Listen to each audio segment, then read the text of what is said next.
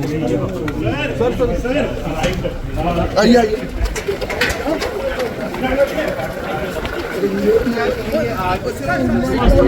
आपके भाई के घर पे आप क्या कहते हैं? आप क्या सोचते हैं सर? आप बताएं, आप क्या बोलते हैं?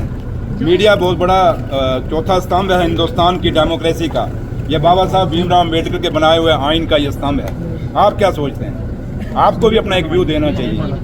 लेकिन जहाँ तक ताल्लुक है, वो ऑफिसर जिसने गुरसाई में मिलिटेंटों के साथ मुकाबला किया हो, वो ऑफिसर जिसने थाना मंडी के टाइम में वहाँ सच्चो था, वहाँ मिलिटेंटों को मारा हो, वो ऑफिसर जिसने डोडा के अंदर गुरवाल का मुकाबला किया हो, वो ऑफिसर जिसने सुपवाल के अंदर मिलिटेंटों का रात को मुकाबला किया हो, जिसका इतिहास जो पूरा उसका बैकग्राउंड है, उसका बायोडाटा हो जिस ऑफिसर का, कि उसने अपने पूरे दौर में उग्रवाद के खिलाफ, क्रिमिनल्स के खिलाफ जहाँ जहाँ वहाँ रहा, आप लोगों को पता है कि वहाँ उसने एक अपना नाम कमाया और हमेशा चाहे वो क्रिमिनल थे चाहे उग्रवाद थे उसका मुकाबला किया है। तो आज अगर उस ऑफिसर के घर में अगर कोई आदमी, वो आदमी जब उग्रवाद पीक पे था जम्मू कश्मीर में, उसमें छुप के अपने घरों में बैठा था, आज वो उसको कोई कुर्सी मिल गई है तो वो सोचता है कि दबा लेगा, तो वो मुश्किल है। ये परिवार जो आपके सामने खड़ा है, एक फौजी का परिवार है। मेरा फादर फौज में थे, मेहनत करके तिनका जोड़ के यहाँ तक पहुँचे हैं। जो कमाया है मेहनत से कमाया है। मेरी माँ वैष्णो जानती है, हमने हमेशा उस मालिक के चरणों में बैठ के कमाया है। इसलिए हमें जो आज ये कर रहे हैं, ये छोटे ऑफिसर आए हैं बेचारे, लेकिन इनका हमें कोई गिला शिकवा नहीं। लेकिन जो ऊपर बैठे हैं, जो वहाँ से ये सोच रहे हैं कि पता नहीं क्या खजाना निकल जाएगा आज इस घर से, उनको मिलना कुछ नहीं। आपके सामने वो निशारा भी गए थे, क्या निकल गया अभी तक? मेरे पास कितनी फाइलें आती हैं जहाँ पे लोगों को रंगे हाथ पकड़ते हैं, उसके बाद उनको कहते हैं जी क्लियर हो गया। तो इसलिए ये एक डिबेट है। लेकिन एक बात मैं जरूर कहूँगा, जो ऑफिसर ऊपर बैठ के आज तमाशा देख रहे हैं कि दिन बदलते, हालात बदलते, वक्त नहीं लगता। अगर वो दिन नहीं रहे तो ये दिन भी नहीं रहेंगे। लेकिन इतना है कि मैं आप पत्रकार भाइयों से एक चीज़ जरूर कहूँगा कि आप जब ये न्यूज़ चलाएंगे, छापेंगे, आपकी 100 दुश्मनियाँ किसी के साथ भी होंगी, लेकिन वो न्यूज़ छापना, इस विजय सिंह चौधरी का इतिहास पिछला बायोडाटा देख लेना कि इसने कितना मुकाबला किया हुआ है।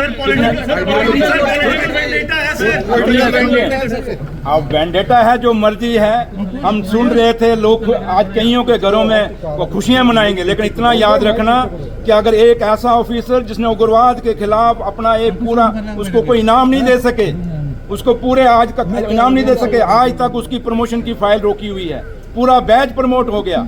अगर आप उंगली उठाने जाएंगे तो पता नहीं कितने लोगों के उंगली उठेंगे। लेकिन जो काम करने वाला ऑफिसर पुलिस डिपार्टमेंट में है, वो आज सोचने पे मजबूर हो जाएगा कि अगर विजय सिंह ने इतना काम किया था, उसको लास्ट में at the words of retirement क्या रिजल्ट मिला था, ये ऑफिसर, वो मुलाजिम, जो नए लड़के हैं जो काम करना चाहते हैं, वो सोचने पे जरूर मजबूर होंगे। ये उनको पूछिए जिन्होंने ये मेहमान भेजे हैं। लेकिन इतना जरूर कहूंगा मैं कि मैं माँ वैष्णो देवी को मानता हूँ, मेरा परिवार छठी पातशाही को मानता है। मैं उस गांव से आता हूँ जहाँ संत बाबा सुंदर सिंह अली बेग वालों का गुरुद्वारा साहब है।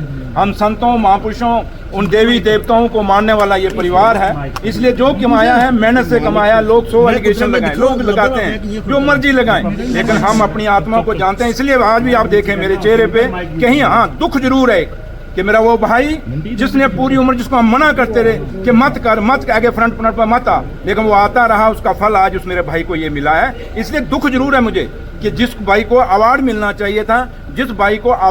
चाहिए था, उसको प्रमोशन मिलनी चाहिए थी, उसको प्रमोशन को रोकने, क्योंकि इसकी फाइल आपको पता होगा दोबारा चली है, उस फाइल को रोकने के लिए, उस प्रमोशन की फाइल को रोकने के लिए कुछ लोग, जो ऑफिसर पुलिस की इनर जो रेवलरी है, कुछ ऑफिसर जो इसको पसंद नहीं करते थे, वो सोचते हैं कि शायद विजय सिंह को दबा लेंगे। आप लोग विजय सिंह को जानते हो, विजय सिंह दबने वाला नहीं। लेकिन इतना जरूर है, ये लड़ाई शुरू हुई है, अब इसका मुकाबला हम करेंगे, लीगली तरीके से करेंगे। हमें हिंदुस्तान की जुडिशरी पे और जम्मू कश्मीर के काफ़ी सारे अच्छे ऑफिसर भी हैं जिन पे हमें भरोसा है, और जो लोग इंसाफ करेंगे।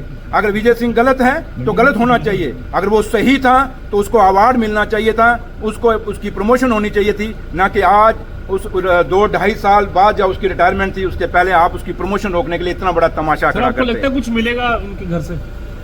कईयों के पहले घर में पड़ा है तो क्या हो गया? जो लोग ऑफिसर जो काम करने वाले हैं उन पे काम के एलिगेशन किस पे लगते हैं? काम करने पर। कभी उस ऑफिसर निकम्मे पे एप्लीकेशन लगते देखे जो सिर्फ दफ्तर से बैठ के सियासतें करता है? ये ऐसे निकम्मे ऑफिसर जो हैं ये साजिशें चलते हैं, लेकिन जो काम करने वाला ऑफिसर है कभी आपने देखा है उसको कि भाई उस पर एलिगेशन नहीं लगते? चाहे कोई भी लीडर होगा, चाहे भी कोई भी आदमी काम करना है, और आप पत्रकार हैं, अगर आप अच्छा काम करेंगे आप पे भी एलिगेशन लगाएंगे। तो जो पत्रकार चमचागिरी करता रहेगा भाई, मैंने कहा कि सुरेंद्र चौधरी अगर इनसे डरता होता तो शायद आपके सामने यहाँ खड़ा होकर अभी बोल करने जाता। इनके थ्रू आपको टारगेट किया जाए, इनके थ्रू नहीं, मैं एलजी साहब को नहीं कहूंगा इसमें। एलजी साहब नहीं, ये पुलिस के अंदर कुछ लोग हैं जो प्रमोशन उसकी रुकाना चाहते हैं, और आप ललित जी अच्छे से जानते हैं विजय सिंह को, या नहीं जानते तो फिर आप में से कौन नहीं जानता? मतलब उस आदमी ने जिंदगी में कितनी मेहनत की है, कितना काम किया है। बाकी आज उसके वहाँ बेटा है, उसके क्रैशर में वहाँ गए। मुझे बताओ क्या इतनी लंबी नौकरी में एक क्रैशर नहीं लग सकता? यहाँ चपरासी 10-10 लगा के यार एक है सिस्टम है, वो बदनामी का एक खेल है जो कि मैं इसको लेना भी नहीं चाहता था इस आफत को। तो इसलिए मैं PWD as a PWD minister को मैं खुश हूँ क्योंकि मैंने करके दिखाया पीडब्ल्यूडी। मैंने कहा ना, मैं इस इफ एंड बट्स में नहीं जाऊंगा। जो लोग ये कर रहे हैं एक दिन वो पछताएंगे इसलिए कि मेरी माँ वैष्णो उनको सजा देगी। हम सच्चे लोग हैं, ईमानदार लोग हैं, जो मर्जी के हैं। मुझे पता है हम कितने करप्ट हैं, मैं जानता हूँ, मैं क्यों अपनी आत्मा में जानता हूँ। मैं मेरे अंदर, अब आप लोगों को 100 इल्जाम लगाते हैं, लेकिन आप अंदर से जानते होंगे आप अंदर क्या है, एक जानते होंगे।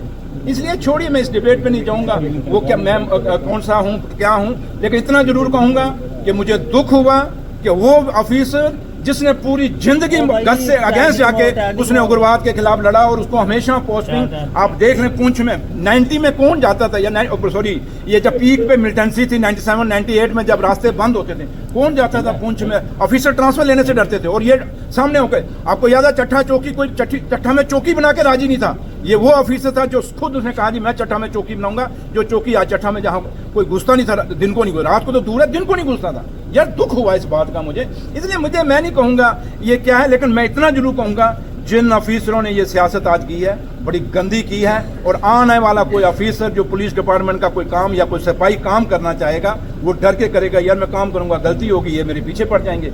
इसलिए बदनामी उसी की होगी जो काम करेगा, जो काम नहीं करेगा वो हमेशा कोई